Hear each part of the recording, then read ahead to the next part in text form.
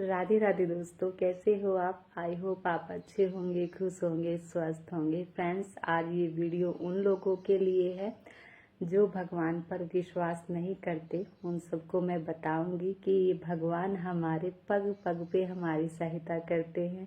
और आज आप सबको मैं ये भी बताऊंगी कि मेरी ज़िंदगी में मेरे लड्डू गोपाल कैसे आए और क्या क्या चमत्कार मेरे ज़िंदगी में लाला के आने पर हुए, कैसे मेरी ज़िंदगी बदल गई। तो वीडियो शुरू करने से पहले आप सबको अपने लाला के दर्शन कराती हूँ। तो चलिए लाला के दर्शन करते हैं। तो ये रहे मेरे लाला, मेरा माधव, मेरा बेटा। आप सब दर्शन करिए लाला के। तो चलिए अब वीडियो शुरू करते हैं।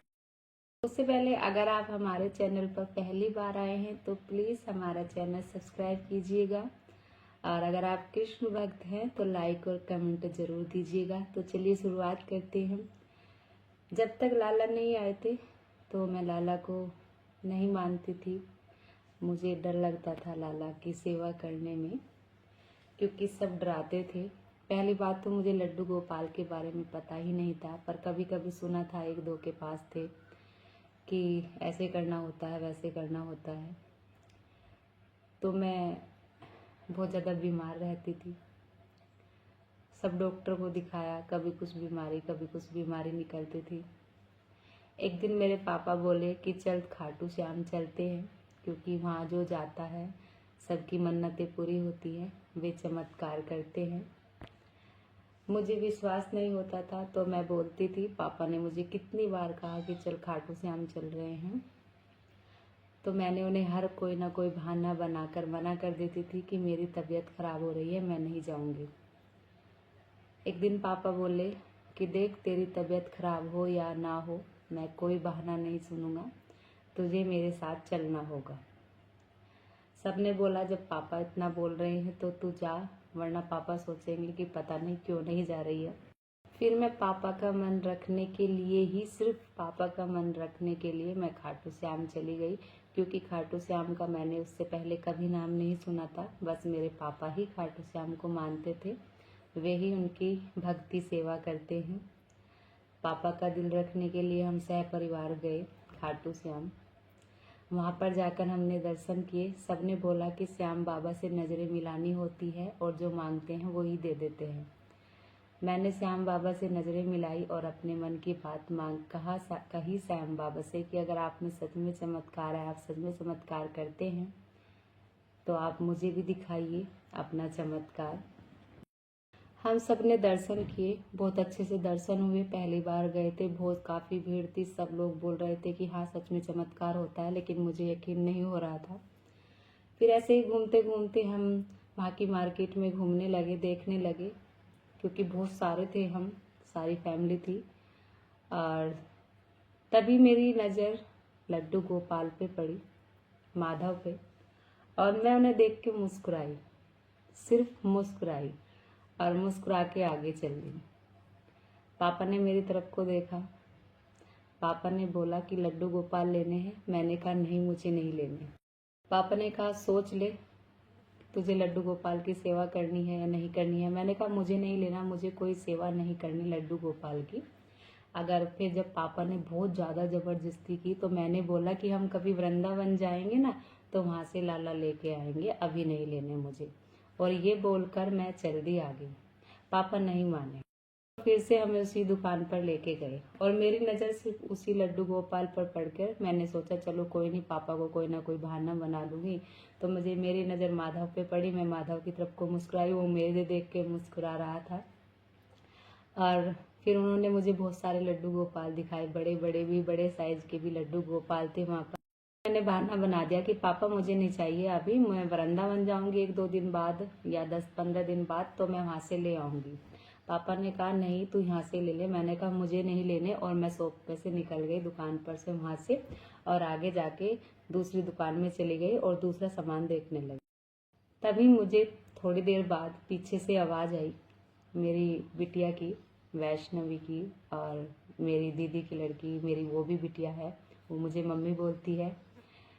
उन दोनों की आवाज़ आई कि मम्मी ये देखो हम क्या लेके आए हैं। वो एक गिफ्ट सा ले रही थी, बॉक्स सा। मैंने बोला इसमें क्या है, तो उन्होंने कहा हम देखो लड्डू गोपाल लेके आए हैं। मैंने कहा अभी लड्डू गोपाल नहीं चाहिए बेटा, मुझे लड्डू गोपाल की सेवा नहीं करनी अभी। अभी मैं इसके लिए तैयार नहीं हूँ और मुझे पता भी नहीं लड्डू गोपाल की सेवा कैसे होती है। तो दोनों बच्चों ने कहा नहीं मम्मी कोई बात नहीं। हमें देखा बहुत सारा सामान सब लिए हुए हैं, जितने भी मेरे साथ 12-13 थे हम सदस्य, सभी कुछ ना कुछ लिए हुए हैं लाला के लिए। और सब ने बोला कि जब ये लाला तेरे साथ जाना ही चाहते हैं तो तू ले क्यों नहीं लेती इन लाला को। ऐसे ही जैसे उन्होंने बॉक्स में पैक किए थे गोदी में ले लिए, और सारे रास्ते यही सोचती आई कि पता नहीं मैं इसकी सेवा कैसे करूँगी। और मुझे ये भी नहीं पता था तब तक कौन से लड्डू गोपाल हैं ये। और मैंने आते ही मुझे टेंशन के मारे बुखार चढ़ गया बहुत तगड़ा कि लाला आ तो गया लड्डू गोपाल, लेकिन इसकी सेवा मैं कैसे कर पाऊँगी, मुझे तो इसकी सेवा भी नहीं आई। मैंने फ़ोन में देखकर जो भी प्राण प्रतिष्ठा होती है वे सब लाला की और सेवा स्टार्ट की। शुरू शुरू में मेरा कोई मन नहीं था उनकी सेवा में। और हाँ, एक बात तो बताना भूल गई, जैसे ही मैंने बॉक्स खोला प्राण प्रतिष्ठा के लिए तो मैंने देखा वही लड्डू गोपाल है, वही मेरा माधव है जो पहली बार दुकान में बढ़ते ही मैंने उसे देखा था और वो मुझे देखकर मुस्कुराया। फिर मुझे थोड़ा सा एहसास सा हुआ कि लाला वही लाला आ गए जिन्होंने मुझे देखकर मुस्कुराए थे। फिर मैंने उनकी प्राण प्रतिष्ठा की, उनकी जो भी फ़ोन में देखकर थोड़ी थोड़ी पूजा स्टार्ट की। खाना खिलाती थी, नहलाती थी, धुलाती थी, लेकिन कोई मन नहीं था इनमें।